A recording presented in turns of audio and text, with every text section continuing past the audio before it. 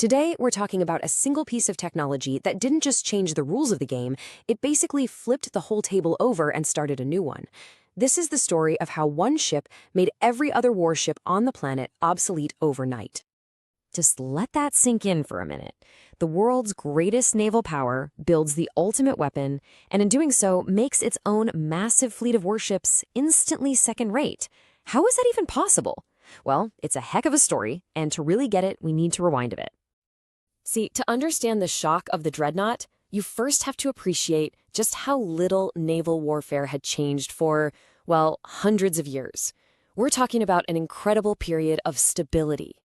What's just wild is the consistency here. For nearly 3 centuries, the basic tech, how you moved, how you fought, how you protected your ship, it was all pretty much the same. You could take a sailor from the 1600s, drop him on the deck of HMS Victory in 1805, and he'd know exactly what to do.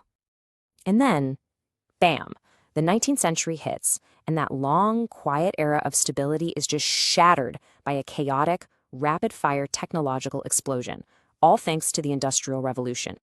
Okay, so let's start with the first real game changer, the Poxon's gun.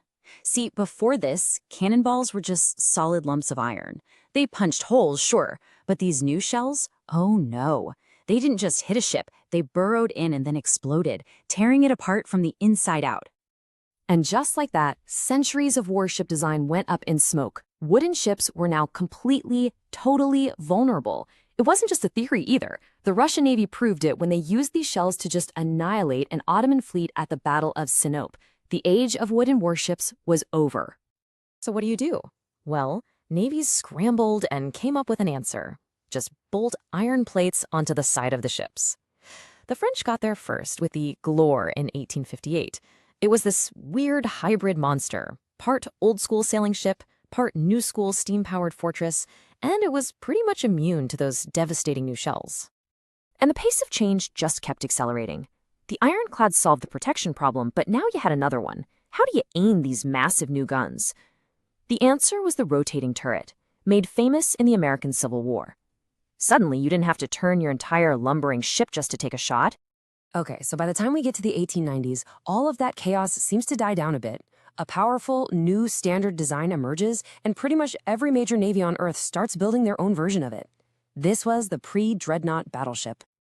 And this right here, this was the winning formula for over a decade. Britain's Royal Sovereign class basically set the blueprint. You had a couple of really heavy guns in turrets for the long-range slugfests, a whole bunch of smaller, faster-firing guns along the sides to deal with smaller threats, and powerful steam engines. This was what a battleship was supposed to look like. So why was everyone pouring fortunes into building these things? Well, because of ideas like this one. A hugely influential book by Alfred Thayer Mahan basically convinced every world leader that having a giant fleet of these battleships was the #1 key to being a global superpower. So you take that belief, that sea power is everything, and you combine it with the rising political tensions in Europe, and what do you get? You get the perfect storm for a full-blown naval arms race. The great powers started building these battleships like there was no tomorrow. And this really gets to the heart of the conflict. Britain had a simple policy. Our navy has to be as strong as the next 2 biggest navies put together. But then you have Germany, a rising power, launching this ambitious plan to build a fleet specifically to challenge Britain's dominance. The race was officially on. And then something happened that changed everything. A real-world conflict, the Russo-Japanese War, provided a shocking, undeniable lesson. It turned out that naval battles were now being fought at such long ranges that all those smaller secondary guns, they were basically useless. The only thing that mattered was hitting your enemy with your biggest guns from as far away as you possibly could. So, you've got political tension, you've got this brand new battlefield data, and you have Britain's first Sea Lord, Admiral Sir John Fisher. He was brilliant, he was ruthless, and he saw all this unfolding.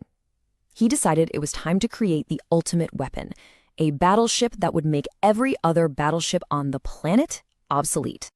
The first leap? Pure firepower. Fisher and his team threw out the old mixed gun playbook. Instead, HMS Dreadnought carried a uniform battery of 10 massive 12-inch guns.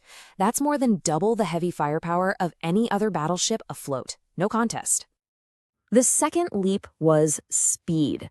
Most battleships at the time were chugging along at maybe 17 knots. Dreadnought could hit 21. For a heavily armored ship, that was mind-blowing.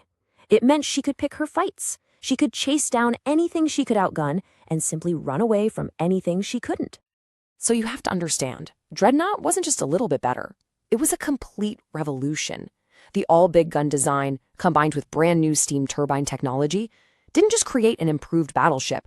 It created a whole new category of warship altogether. And the fallout was immediate and absolutely stunning.